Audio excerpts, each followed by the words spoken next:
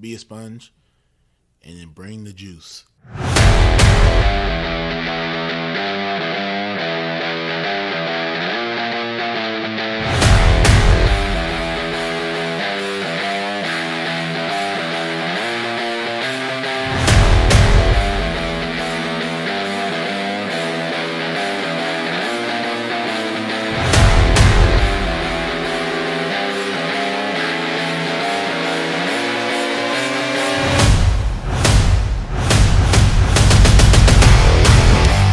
Hello and welcome back to another episode of the Edge of Greatness podcast. I'm your host, Charles Schultz, and today I'm joined by a very special guest, Dr. Trevor Kashey. Dr. Kashey, thank you so much for joining me today. Thank you so much for having me, Mr. Schultz. I love the name, obviously a little bit of bias, but I bet you get that a lot. You know what? I have. It's been fantastic, and I love Good. it. So, thank you so much for accepting it because, one of the most beloved men in American history. Just take it. Yeah, for sure. I wish there was a little relation. Maybe I'd get some of his artistic talents, Just like soak it up, man. So, preparing for this podcast, I listened to a few of your Coffee with Kashey episodes, and I really enjoy the way you present information, but I have to know, tell me about your joy for the use of the word indubitably. Oh, indubitable. So this, actually, it probably happened about how you'd expect. I think a long time ago, before doom scrolling turned into a term, I saw this one paneled comic that people call memes now, I guess, of just a cartoon character that had a monocle and he said indubitably and had a top hat and just that. Now, just whenever I can. I love it. It's turned indubitable. Yeah, no, it's really interesting because it gets inserted and you're just like, there it is again. And you just repeat. I'm like, yes, that's fun. I almost look for it now. The other thing, I love it. Yeah. The other thing I found really interesting is your About Me page. It drew me in because it's so unique and so different. Tell me, what led you to take such a different approach to the About Me section of your website? Okay, so I'll throw the audience a bone here. Tell me what you found interesting about we know we have an About Me site. I care what you think about it, and then we can riff about those points. Otherwise, we kind of have to assume everybody else has seen it. So if it drew you, because who knows? I care about what you think here. So what freaked you out about it? So the first part was, it was more like you were just kind of talking to a friend, trying to say, hey, this is who I am. This is what I am. If you don't like it, you should probably go away now. Oh, you're still here. Okay, cool. I don't do this. Part one. I don't do that. Part two. And then it just kind of lists off the things that are the common misconceptions about nutrition, exercise, and you just kind of eliminate them from the get-go before you get to the actual, this is really what I do, who I am, and why I do what I do at the bottom. Understood. Okay. So it has, somebody made fun of me about this once, that I'm not serious about anything, even especially the serious stuff. But really, the page operates as a satire for people who know me and a very serious warning for people who don't. Yeah. And so in either case, I 100% tell the truth. If you know, it just depends on the sort of tone you read it in, whether you know me or not. And that's so fair. I wrote it for that reason of if you know nothing about me, this still tells the truth. And if you know lots about me, this still tells the truth. You might just find it silly. And it looks like he kind of got that sort of vibe where these things that you say you want, how do you really know you want them? How do you know? And so I pull out the Seinfeld once in a while too, where these things that people say that they want to have, I understand why people say they want them. And I just try to poke the bear a little bit as to what sort of logic do you have behind this? Do you have any evidence to support it? How do you know it actually helps you? And just trying to rev the engine a little bit. And at the end, I say if you do want to talk about this stuff, I'd love to talk to you about it because I respect all goals, And so I just care that when people say things they want, that they know what it means when they say it. I like that. That makes sense. Okay. Have you seen the movie Bedazzled? I have not. With Brendan Fraser and Elizabeth Hurley? You know what? Actually, I have seen parts of that. Plenty of people have. Basically, a few movies, cartoons kind of play on this riff. Guy sells his soul to the devil, he gets wishes, right? But what he wishes for, he always gets something different than what he thought he would get. So kind of like you wish for eternal life, and then you end up as some eyeball floating in the sea. Well, like, you're still alive, right? Like, I want this girl to love me, but you turn into an a-hole, and like, just all these other things, like that, like, technically speaking, it meets your requirements, but you still get nothing you want. Right. And I see that happening every day in this sort of field, industry, domain, whatever you want to call it. And so I care very much to establish the sorts of boundaries of, like, you say you want this thing, let's discuss what that actually means in real life. And then from there, when we have the steps laid out, you can make an informed decision as to whether you want this thing or you want something else, not yes or no. Because you clearly want something, and I understand and respect that. I just care that if you want to invest time, money, energy, resources, whatever, into pursuing this thing, that you avoid the problem of sunk cost, where, like, I've gone this far, I may as well do it, or hating yourself and giving up, or just like all sorts of other gnarly things that come along with, well, I thought I would get this, but I got something else. And man, that really bugs me. And so hopefully that kind of gives you like a sort of encompassing sort of logic behind that page. No, that makes a lot of sense, because as somebody who works in the fitness world myself, I see that a lot where people come in and they say, hey, I want XYZ as part of my plan. But then when you explain to them, okay, well, that requires A, B, and C, they're like, well, I don't want that. I don't want to. Why do you think that it seems like in the exercise world, especially, we don't take into consideration the cost of the benefit that we're trying to get as much as maybe some other areas where we can directly see, okay, if I pay this, I get that, where this one has a little bit more depth to it.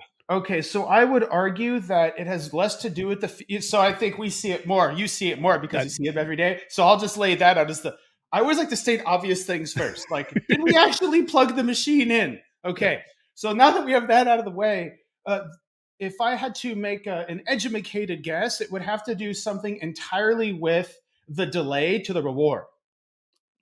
And so essentially, the longer it takes to achieve something, the more difficult any organism has, from pigeons to people, from mice to men, of making decisions that make sense in accordance with that reward, the longer out you take it. So the same thing happens with, I want to build a huge skyscraper. I want to make software. I want to run an ultra marathon. These things that have such long timelines, from like a behavior economics perspective, like the individual person basically has zero chance of making a smart and informed decision unless they have done it before, or they take the advice blindly of people who have. Does that follow? Yeah. No, that makes sense. Almost that makes entirely sense. to do, in my opinion, with the delay to the result affecting decision making. Yeah, and within the exercise world, everything has a delay. There's no quick, an exceptional delay with other things that feel good. Exactly. Absolutely. Yes. Okay. Interesting. So let's start at the beginning then here with you. What is it about exercise and nutrition, that caught your attention at an early age? Because you got into it really early and you continue to grow in that field. What was it about those things that brought you in? So I started out as just a science dork. And so very young age, I learned about Andy the monkey, the glow-in-the-dark monkey, when the Human Genome Project thing. Okay, you see you nodding, right? As a little kid, it took me like all day. I think I sounded like recombinant deoxyribonucleic. My mom went like, what are you calling me right now? I'm so insulted. In any case, got interested in this whole science, genetics thing, particularly early. And fast forward, a very strange sort of academic track I had.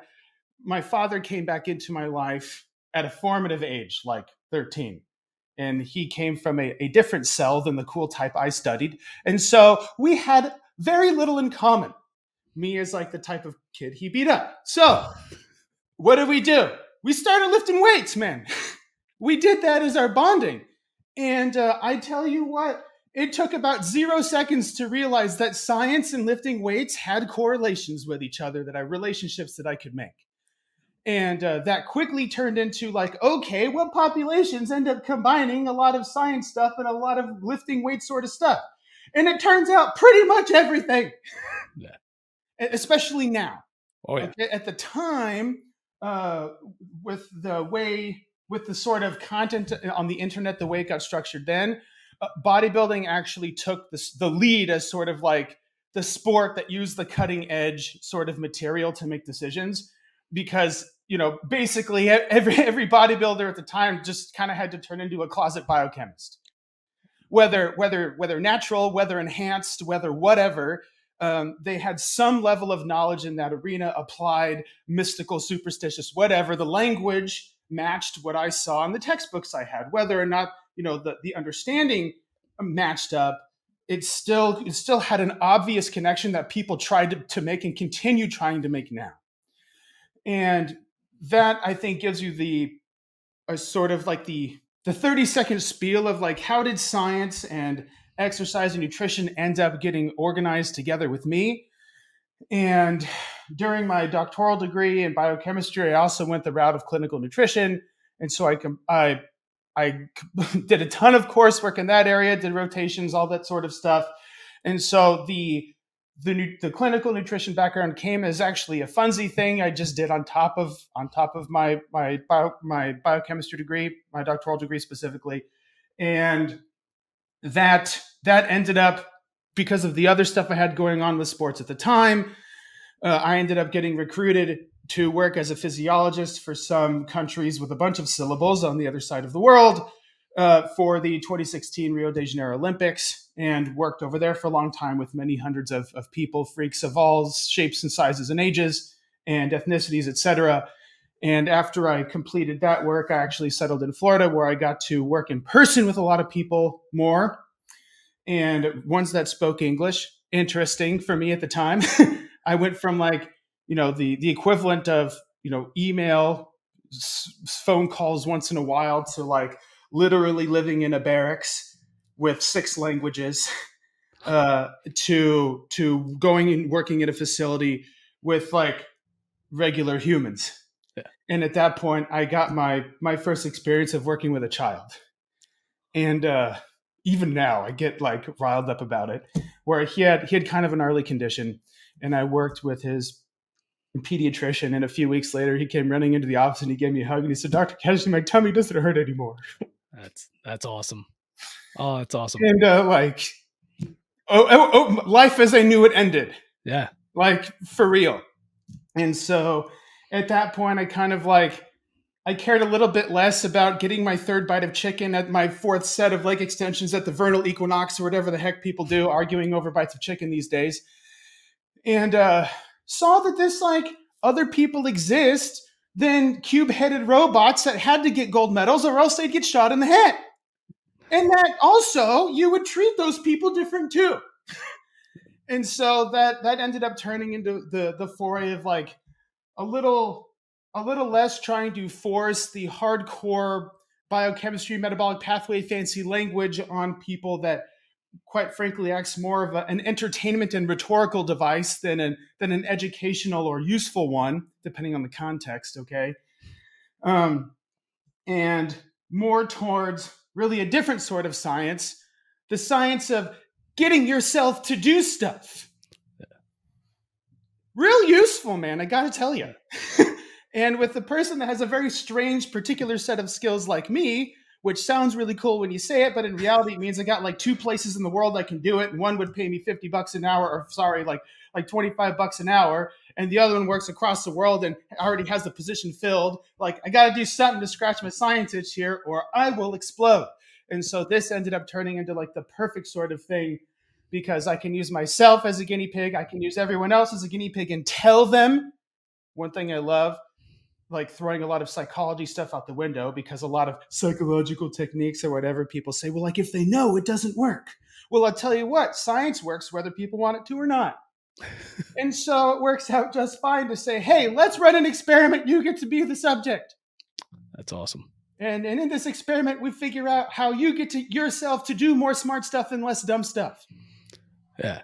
So when we think about doing more smart stuff, less dumb stuff, what's one of the main focus points to start that change? What can we do in our own lives if we're struggling to do things consistently? We're trying to be, let's say, for example, we're trying to fix some eating habits. Let's start there, because it's in the nutrition world. And our biggest problem is every time we come home from work, after dinner, we sit in our comfy chair and we start grabbing M&Ms out of the bag, and we don't even think about it. We just do it. How do we start to adjust that bad habit, that routine? Understood. So one, I actually think you bring up an excellent point with the labeling aspect of this. I think a lot of people automatically go, I have a bad habit.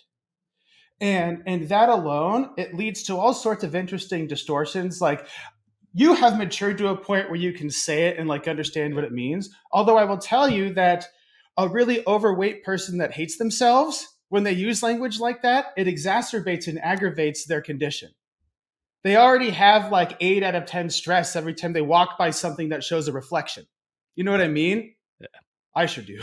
Okay. So even down to like starting with language patterns of like, I'm so horrible at this. Well, like, let's talk about what horrible means. Like, we can pull out the old school mom, like starving children in Africa sort of argument, but instead of as a joke, like, would you consider something like that horrible?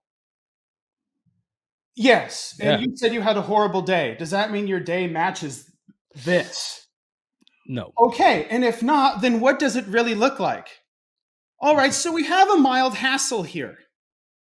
And can you deal with horror? No, nobody can. We call it horror for that reason. Can you deal with a mild hassle? Yes, you can.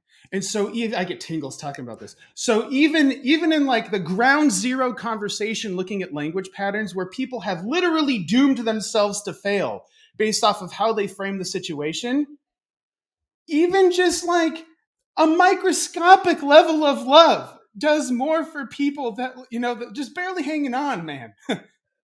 People put on a good front, but like weird things happen all the time, that you'd never expect. We all kind of have our own demons, and I consider it a very relative thing. And so by just setting the boundaries with like, let's look at the sort of face noises we use. What sort of connections to the real world do those noises have? And do they match the reality of your situation? And if not, well, then let us stick to the facts. And so it's like a ground level skill. I love to talk. I call it coming to terms. It has evolved over time, but now I've essentially just started calling it sticking to the facts. Do the noises coming out of your face, do the noises coming out of my face, do they match reality as we know it? Do they correlate with the observables? And for really upset people that have trouble reaching their goals, almost never. And so just by stating the facts, it gives us something to sink our teeth into for an intervention. And so from there, once we describe the events in a factual way, some people, I call it framing as well. How do you describe the situation? Do you describe it in a way where you doom yourself? Well, then that kind of makes it tough. Okay. Well, I have a mild hassle I would like to overcome. Yeah, we can do that. Okay. Now that we have this mild hassle we want to manage, the level 0, the one sort of technique that I will say that I'll probably push for this entire time, because when I talk to people like yourself, it tends to end in like, what one piece of advice would you give everybody? I'll just start with that now, and then we can just keep bringing it up. Okay. That I think awareness of self turns into the single most important factor for anything you want to do, whether eating habits or playing guitar or becoming president of the United States or whatever. Like that, observing your own behavior, keeping track of those observations so that you know how you behave in a specific situation gives you a chance to modify all sorts of things to change the outcome. So you bring up an amazing example of like, when I get home, stimulus. Mm-hmm. Now we have a context here. In other words, does home cause you to eat stuff? Not really. Things in your home prompt you to eat things. And so that adds a potential layer of analysis. So after I get home, probability of eating stuff goes up. Now we can check what raises the probability of me eating stuff when I get home. Maybe stuff sits on the counter. Maybe we can go crazy with the options here. Okay. And so that turns into an interesting one-on-one conversation, but really, if you get home and say, okay, what stimulates my eating? And so you can say, well, like I get home starving. And so in that case, I get a little technical and say that raises the probability of the stimulus working better. You have a higher probability of eating if eating stuff exists. Okay. So really, it turns into, what does my current environment look like? What do I do in it? And what happens after I do that thing? Yeah. And so I call that stimulus, response, and outcome. Okay. And so really, ground zero again, observing yourself do things in the situations you have trouble will take you further than literally anything else you can do. Like as far as how much value you can get out of it. And so sometimes that means like tracking your food, tracking your sleep, keeping track of something that makes it so you can observe what you do and make record of what you observe so that you can go back and correlate. Okay, I did a silly thing yesterday. What conditions did I do this silly thing in so that when I get into those conditions again, I can give myself a fighting chance? And a lot of it ends up kind of coming down to that and all of the 100 gazillion iterations that you can go through depending on the person and their situation. So when it comes to the self-awareness piece and developing that skill of knowing who you are and how you act in different situations, what's something that you do on a regular basis to check in with yourself to make sure that you're following those same patterns, those same habits that you want? Interesting question. I like it. I like it. I wonder if you asked the right person. Because as a scientist, like a lot of the things, like, oh, I just measure the thing. Like, and some people like, ew, measurement, you have a mental disorder. But like, you look at your bank account, so like, give me a break here. I bet you keep track of how much weight you put on the bar, right? Does that mean you have a psychological disorder? No, it means you've taken a logical, rational, systematic approach to getting better at stuff. And some people just like to avoid effectively the minor hassle of keeping track of what you do so that you can make it better. I mean, you can label it as anything you want to make it look bad, but really, like, if I have a problem I want to solve, I look at first, how do I contribute to that problem? And if I have some sort of idea of how I contribute to it, I start to measure that thing. Okay.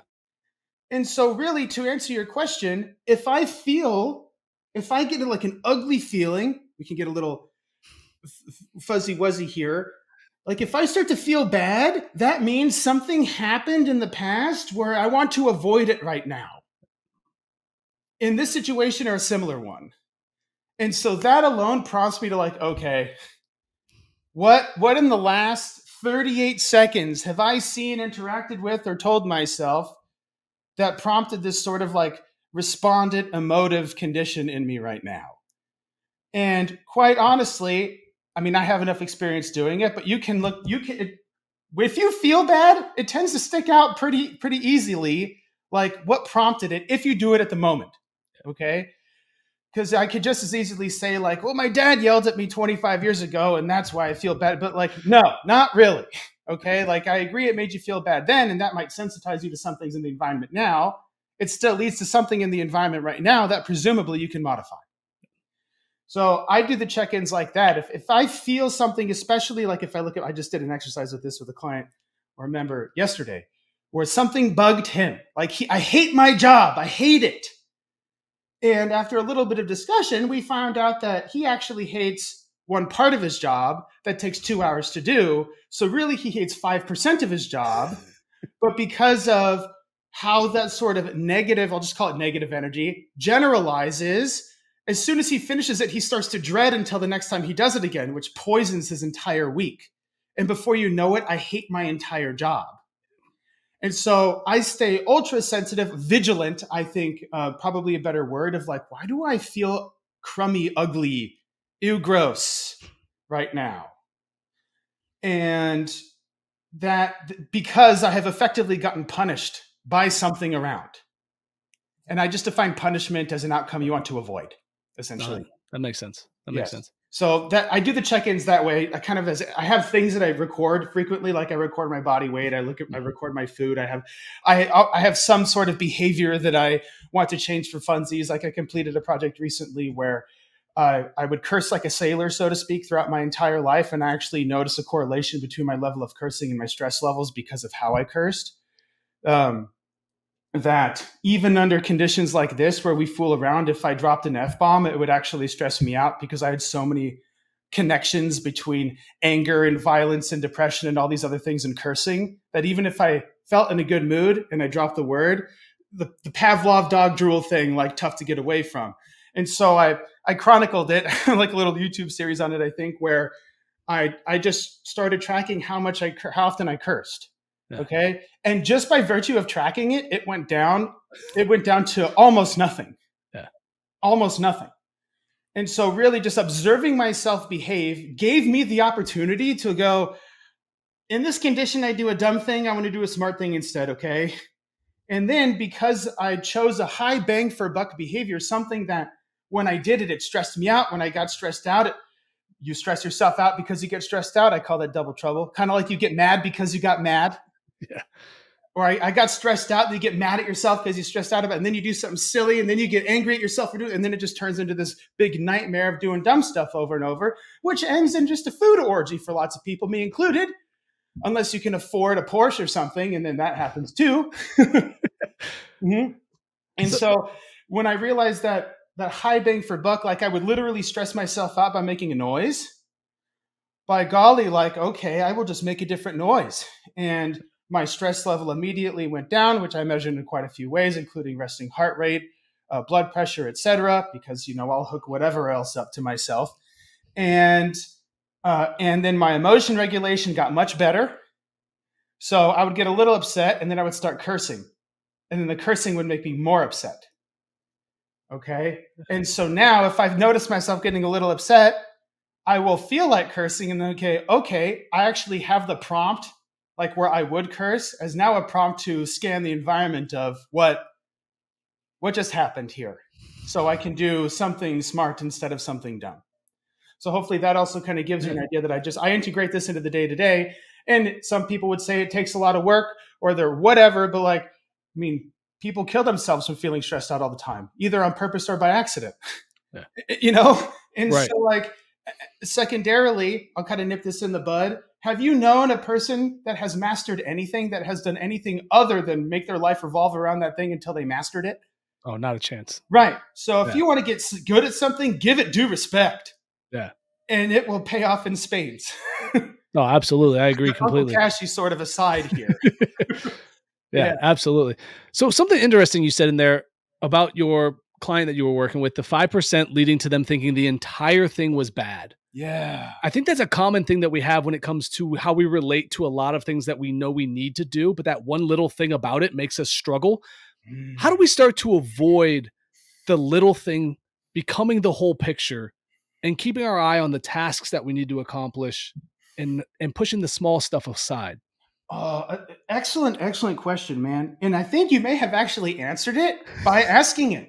And my favorite type for a lot of people, especially, I would say normal intelligence or above, which and basically anybody who can listen to our conversation with some level of verbal competence, just by realizing that, a lot of people will end up adjusting on their own. Yeah. Okay. And so from a practitioner standpoint, before any sort of crazy interventions, but before flipping the world upside down, let's just measure and see, you'll figure out something. And then as soon as you figure out something, then we can start pounding that over and over until you master it. So to your point of if something feels off or bad or crummy or horrible, terrible, awful, no good, can't stand it, right? Those sorts of crazy distortions, we look for that sticking point and then say, okay, I like to do percentages because I do. I'll just make up a reason otherwise. I do it because I've gotten rewarded for doing it in the past. Okay, stop judging me. That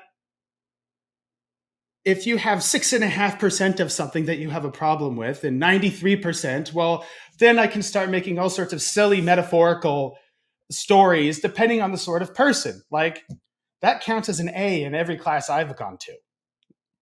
Really. And so, you'd have $100 gazillion if you had that as a batting average. And so we can have some sort of silly, coachly, rhetorical devices we can use that really just help a person tell themselves before they do it. And that will raise their tolerance, which essentially I just define as the ability to act normal in challenging conditions. Okay. So depending on the nature of the event or the nature of the thing, more specifically how long it takes, a lot of the time I will recommend or help the person build tolerance to it more than I want to try and like flip their life upside down to make them like it. And once you can realize, I can stand this. I can stand it. Then it starts to turn into a game. Like, do I like it? No, but I can kick its butt. And so now you have some sort of intrinsic reward of like, I did something I hate, shove it. And that sort of stuff happens a lot too. I did something hard. It feels good to do something hard. And so a lot of that stuff I try to let work out on its own as much as humanly possible. And then if I can engineer some sort of reward for it, I will, especially as a coach, especially you as a coach, you can do stuff like that where you can just, and for anybody listening, they call it like support, but I can actually say like, hey, send me a text as soon as you finish that. And then they do. And I say, fantastic work. And that sounds silly. And the sillier it sounds, the more you could probably use it. Because like I said, the science works whether you want it to or not. And if that person responds to praise, even if they recruit the praise from me, it's still like, okay, as soon as I finish this, I get to text Dr. Kashey. As soon as I finish this, I get to message Charles. So and in that regard, you actually help train people to send you good news instead of bad news. And that also helps build a relationship anyway, just as an interesting aside. So you can figure out ways to make it fun. Again, that kind of really depends on the context. But if it takes a relatively short amount of time, I try to frame it in such a way where like this actually takes a very short amount of time. And so let's build a tolerance to it. And if you build a tolerance to it, then you give yourself the chance to build a skill in it. And then when you get good at it, you'll probably like it more because people like things they get good at. And then you get what some people would call intrinsic motivation, where like I completed the thing, this feels great. Now I can stand doing it again. And so hopefully that, again, gives you a sort of like all-encompassing way of like how I might approach something like that. If you have some huge, big, gnarly task, that turns into a different sort of situation, which like might turn philosophical more than it would turn more than it would turn to behavior science, so to speak. So if really every aspect of your job causes you horror and terror, that just turns into a different sort of relationship, which we could probably just discuss on another podcast if you want. But I actually kind of consider that out of the scope here. I would say a vast majority of the time, you can stand everything except for this one dumb thing that you then ruin the rest of your life over. Yeah.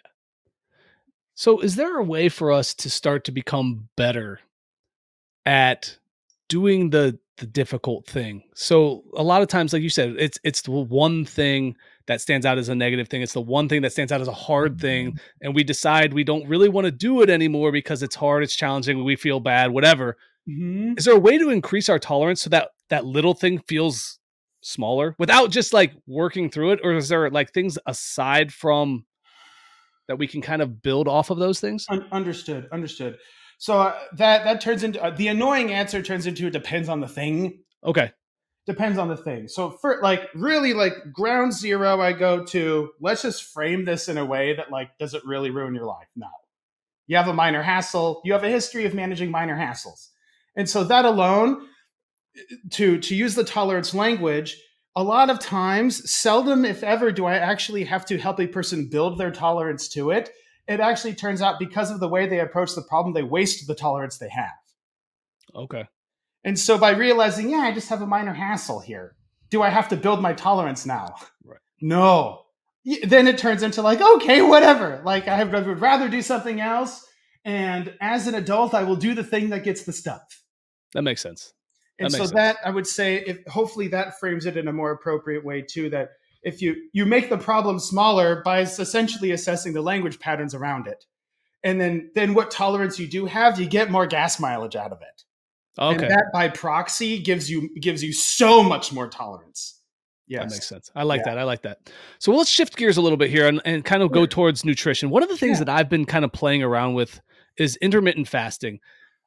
I like it because it's changed my relationship with food, but I'm curious about what your thoughts are around the science of intermittent fasting. And is it something that is healthy enough that I should continue to do, or is it something I should be concerned about? Oh, I think humans have the machinery to go a long time between meals. And like, I will put it this way. Humans have the machinery for continuous output and intermittent input. Okay. We have places to store the extra. Some people consider that a problem. I actually consider it a miracle. But by virtue of that, like we literally have the machinery to do it. Mm-hmm. And I would argue that if you run experiments where you have continuous feeding and continuous output, those people actually get sick, even if you have maintenance calories. Mm-hmm. Okay, so just by virtue of like the reductio ad absurdum, my favorite sort of like, let's just take it to the extremes here, I would say that intermittent feeding by far kicks the crap out of continuous feeding. Okay. So like does that sort of... Yeah, no, that makes sense. Can maybe we talk about how... Yeah, so just keep plugging away. Yeah. Keep going, man. One of the big things that I've noticed with my particular fasting, I do it 3 times a week because I don't really feel like doing it every day, and I like having fuel for some of my heavier workouts. Sure. But what I've noticed more than anything else is, one, I don't feel hungry nearly as often, and my relationship with food has completely changed. I don't feel like I have to grab food just to grab food anymore. There's not that urge. Yes. What's happening with my relationship that's causing these things to occur? Okay, so I think we could draw back a little bit from the previous and say you've literally built your tolerance. Okay, yeah, that makes sense. And so like I actually get excited talking about this stuff, so we can get into a lot of it kind of comes down to respondent conditioning too. Like you literally train your organs to like time for food stuff. And that happens whether or not you have excess or deficit. That organisms of all types, from pigeons to people, I like to say, or from mouse to men, very good at keeping track of time, whether they realize it or not. And so if you eat every 4 hours, you will literally train like, okay, time for the food thing now, even if you just had a Mondo meal earlier. Okay. So that by virtue of changing that schedule, you can extinguish that internal stimulus you have to eat. So basically, if we use like the SRO, stimulus response outcome, it even works here where you have trained your organs to signal yourself to go eat a thing. Now, if you get a signal to do something and you pull the reward away, in this case, we reward with food, a quite good reward, I'll say myself. If you start taking the reward away, that signal starts to go flaccid. Okay? And that, again, from pigeons to people, mouse to men, all the way back to Pavlov, like one of my favorite experiments on planet Earth, 1927. 6 data points told me more about life than literally anything else. So Pavlov stuck a tube to the dog's salivary gland, showed it food, right? He measured how much saliva came out. And he waited a little bit and showed it food again. Less. He waited a little bit and showed it again. Less. Until nothing, basically. And so whether or not my description or my explanation of this matches the reality of what happened in Pavlov's experiment, it works as such a good story to explain or describe, in this case, really like if you have a signal and the signal leads to nowhere, the signal will eventually go away, or it will end up neutralizing or extinguishing or getting so weak that it turns into something neutral rather than an actual signal. And so in your context here, we're like, okay, time to eat. I bet when you first started intermittent fasting, you had that like, okay, time to eat, but like you made a rule for yourself, or a guideline or objective, whatever phraseology you like to use, and overrode that signal so that you can stay successful and follow your rule. And eventually that signal, the reward for that signal went further, like the distance to the reward turned so long that the signal itself went away. Yeah. And so in this regard, like I would say from a technical standpoint here, you built your tolerance to go between meals. Like what used to what used to feel like a challenging task now feels normal. And so I could also argue that you built the skill to go further between meals. Yeah, that makes sense. And when I first started, so in the first month of doing this, like probably the third week, I did a 24-hour fast till almost like overgo what I've been, to stamp out the signal is apparently what I was doing. But since doing that, the 12 to 18 hours, depending on the day that I do on my intermittent days, doesn't seem nearly as challenging. So to grow from here, should I continue to extend the fasting or add more days? Like, where should I turn? The question. This actually goes back to your initial question about why do people in fitness do things like this? And it came with like the delay to the outcome ends up affecting their decision making unless they've done it before. Mm-hmm. And so because you have the experience of doing it, you have boundaries to operate within. You have done it before. Will your organs fall out of your body? Will you shrivel into nothing? Will aliens come and abduct you and probe your anus? No. You did just fine. I can stand it. And so here, if you do it on purpose, some people might call that training.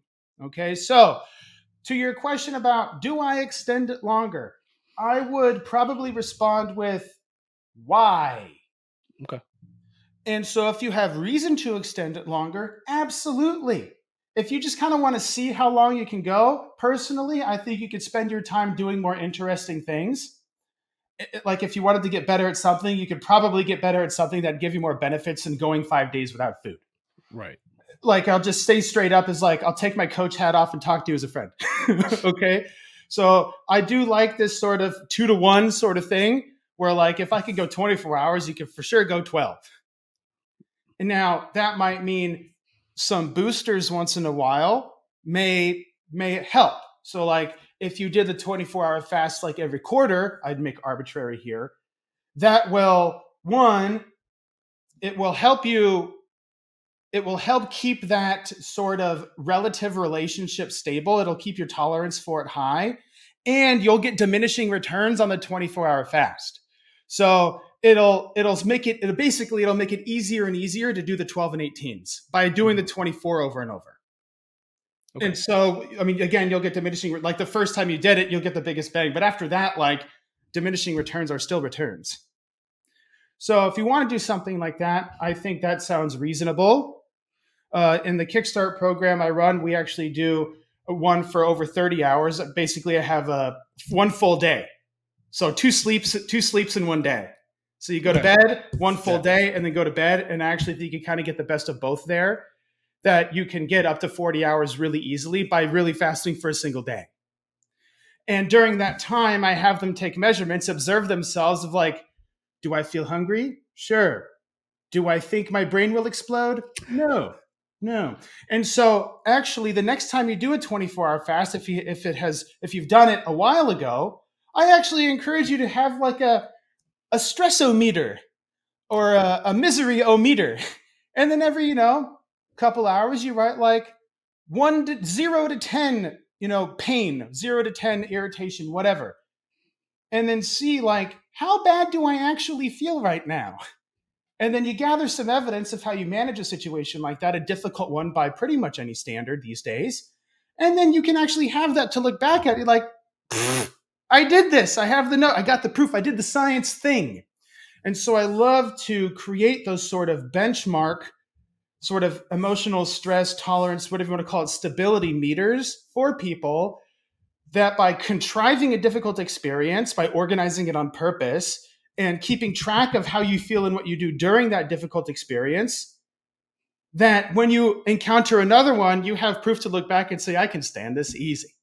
So you have a couple of options here. Like if you want to continue fasting, for instance, you can get a bigger bang for buck, in my opinion, by actually taking some measurements of yourself.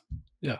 And then if something difficult does come up, you can compare and say, does this actually suck more than going 3 days without food? Not really. So I can do this. Right. So, and then that can apply, you can generalize that to all sorts of things.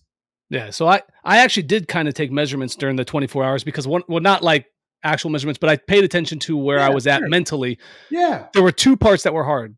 One was my normal lunchtime when I go home because got the habit of I go home, I make food, I sit down, I watch TV, I go Yeah. back to work. That was challenging. Yeah. But once I got through that, the rest of the workday was fine until the last hour. I had an energy drop where I was like, okay, I'm Well, that starting to sounds struggle. fair. But it's the end of the day. I'm Yeah. struggling. It's been a whole day without food. And then the last hour before I could eat was awful because I was like, I know food is coming. Oh yeah, I can see that your motivation to do the food thing went up. Yes, Yes. I will tell you that your liver can only carry so much stuff in it, and so kind of an interesting experiment actually to actually glycogen load before you do a big fast, kind of like what runners do before marathons, to like overstuff your liver. And it may actually prompt some interesting stuff to happen as far as your tolerance to go between meals. Like you may actually delay the energy drop if you can super compensate glycogen storage in your liver. For instance, Okay. well, if you can put another 200 calories in there, well, then that might take you the extra 90 minutes. You know what I mean? Yeah, and so just as a fun, like kind of back to the biochemistry side of things, talking to you about it, that actually sounds like a fun experiment to do. Absolutely. No, I might have to give that a try the next 24-hour one. So one of the things that I listened to recently with you was the common saying of you are what you eat. And I kind of want to dig into that a little bit because I hear it a lot with a bunch of my clients. They're like, well, I can't eat that because if I eat that, then I'll become this. Okay, interesting. So tell me what it is about. Why do we think that if we eat fat, we become fat? If we eat sugar, we're going to become this opposite version of like healthy, lean, athletic people. Where does that come from in our mind, in our biology, whatever it may be? What's triggering these things? I mean, I think I'll just say, frankly, it comes from authority. Okay. And I use the term authority loosely here. And I consider authority relative to the person, relative to the receiver rather than the sender. Okay. So you might call it trust, you might call it celebrity, you might call it whatever, influencers, whatever you want to call it. But basically, somebody that ignorant person A respects, we'll just say ignorant because I literally mean lack of knowledge here, hears something from knowledgeable person B about this thing. And typically comes in the form of a rule. If this, then that. And so that creates some interesting things with how people operate in terms of what they tell themselves, the rules they make themselves around this thing. So if you eat this, then it will kill you. Okay, one, that sucks. And two, if I follow this rule, now I get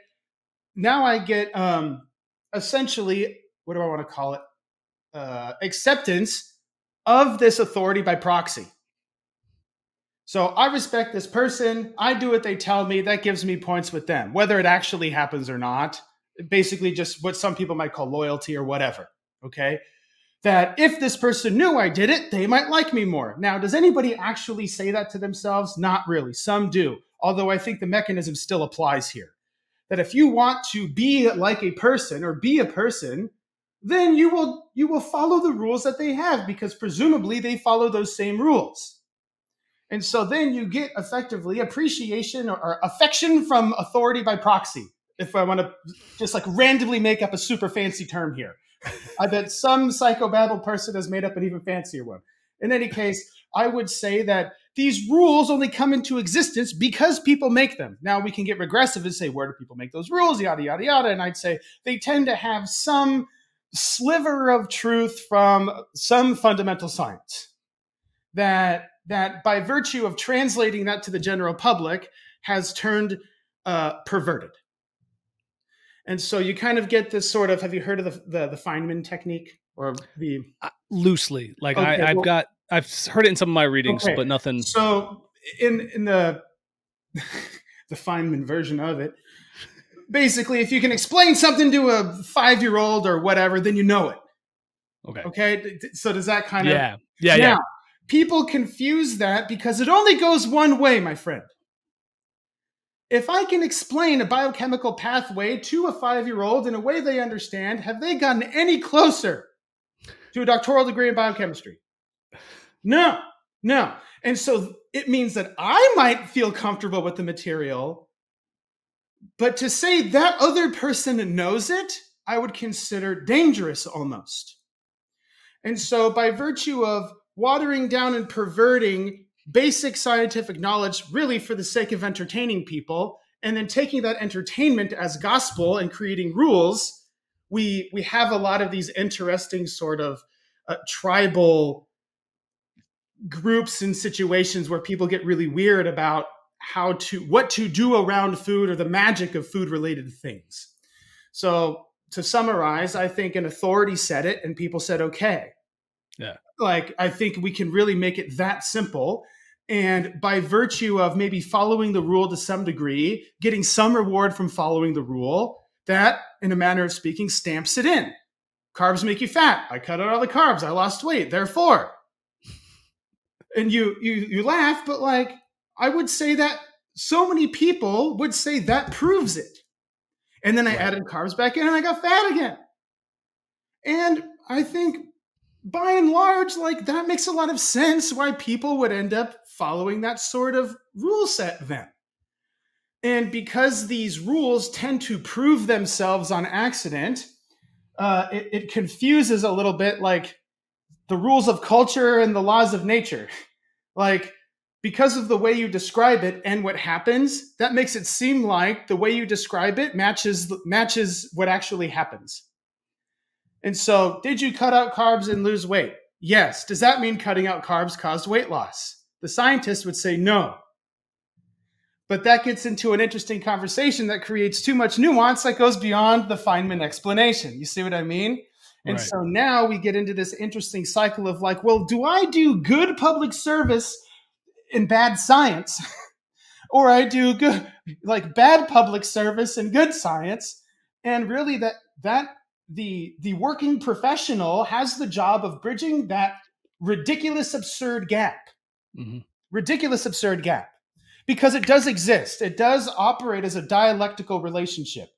Trying to have something 100% factually correct, technically sound, and also useful, I think just like it, I just object to the idea that it can happen at a wide enough level to have an effect. Yeah. Hopefully that came out in a way that made sense. That does make sense. That makes too many demands on too many people that I just considered totally ridiculous. Yeah. To use my own dramatizing language here. So in terms like, what can we do? Yeah. So that went off a little bit, but hopefully that answers the question. That makes sense. Where does it come from? Well, it kind of like, it almost has to. Like, just by nature of how fundamental science trickles down to the general population, I actually have a problem seeing it happening any other way. Mm-hmm. You have to explain it in a way that a lay person can understand. And by the way, lay person, I just mean limited education in that specific subject. Okay. Mm-hmm. And by doing that, you necessarily obfuscate technical facts that matter. Otherwise, you would just have them read the fundamental science, which would mean everybody has to be an epic scientist to make good decisions, which again leads into this really stupid, like, that makes zero sense. Would it be fair to say that that's part of the reason why we have so much yo-yoing in the health world of things, where we have people get results from something and then they'll bounce back to their normal weight and then they'll get results, and then we have this like crash dieting type of environment and these types of things that happen in weight loss specifically? Okay, I will say that I agree it exists, although the reasons behind it I think vary considerably. Although I will say that we have a couple of options to take here. We have effort reward, mm-hmm. either perceived or actual effort. Okay, like, this has just gotten too hard to bother anymore. But really, I tend to equate a lot of the yo-yoing, kind of like going back to the language pattern thing. A lot of people want to make progress because they want to get away from something they hate rather than achieve something they want. Okay. They want to get away from a bad thing. I can't be fat anymore. I can't have people staring at me that way. I hate when I look at myself. I can't, I must, I should, I need to fix this problem or else. Okay.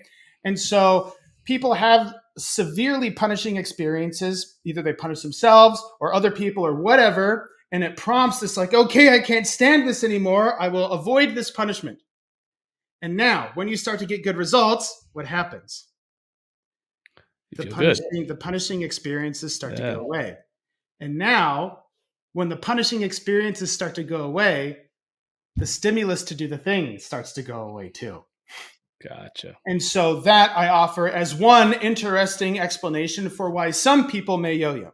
That makes sense. Yeah, And absolutely. I think it operates to some degree in a vast majority of yo-yoing situations, and that a lot of it has to do with just people trying to avoid situations that they hate. Mm-hmm. And then by virtue of doing that, they succeed in avoiding them, but then the prompt to continue to doing the good thing goes away. Right.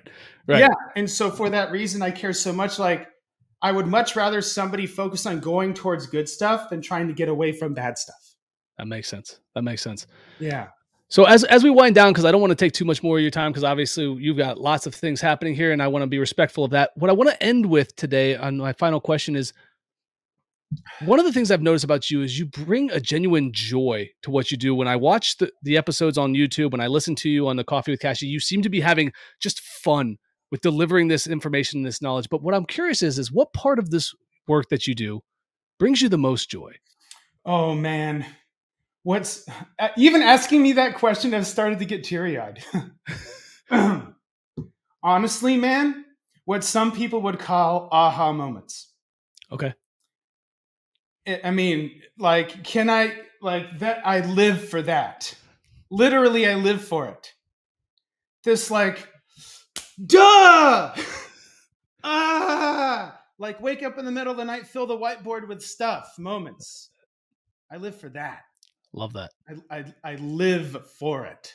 Yes, absolutely. Awesome. Live for it. Hopefully that answers. No, that's great, because I love that too, but I love it because of my coaching when my clients see it. When I see the light bulb clicks on in their eyes, I'm like, oh, we did it. We're there. Oh, absolutely generalized. Yeah. So I love what you said there. I absolutely get that.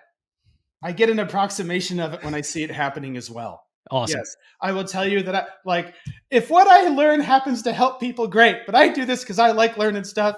And for that reason, it has kept me in the game so long. Because I think a lot of professionals in particular, they get what some people call compassion burnout or whatever. They get sick of their clients, blah, blah, blah. And I think that happens because they got into it for the clients instead of themselves.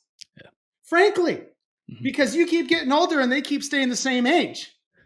You get hit with the same punishing, like, I've answered that question 100 million times. Don't you appreciate anything I say? But you have to talk to a new person.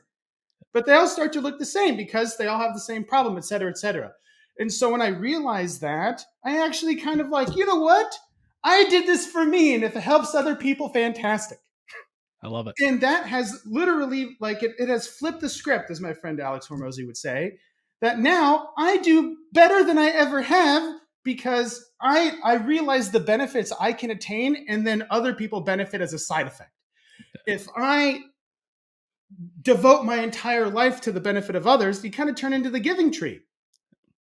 Like, your limbs start getting cut off, you start getting sucked up dry. And so really, like, when I realized I can do this for myself and it helps other people as a side effect, that really made the absolute difference. I love that. That makes a lot of sense. And I think that's a great way to end today's conversation, because so many of us can benefit from using the things that we're pursuing for our own benefit with a larger purpose on top of it. And I think that's what you're doing. And I love that. Yes. Before I let you go, where can my listeners connect with you, follow what you're doing? If they want to work with you specifically, where do you direct them to go? Really? TrevorKasheyNutrition.com, where you found that crazy about me page. I tell you that I've got quite a few people on staff, more than somebody might guess, and that when you send us a message or an email or a text or a call, we have humans, the breathing kind, and we love to hear from everyone. You can find me on most of the social media outlets at Dr. Kashey. I will tell you that. If you just go straight to the source, TrevorKasheyNutrition.com, we have like a chat thing that you can use, but like people respond. Love that. And so that really turns into I just like, go to the source, man. Come find me. I keep my doors open, you know? Well, I appreciate that. And I greatly appreciate your time. Thank you so much for joining me today, Dr. Kashey. It's been an absolute pleasure. Yes, sir. Thank you so much for having me. Absolutely. As always, guys, keep reaching for the stars. Fall flat on your face. Remember, whenever we fall, always get up.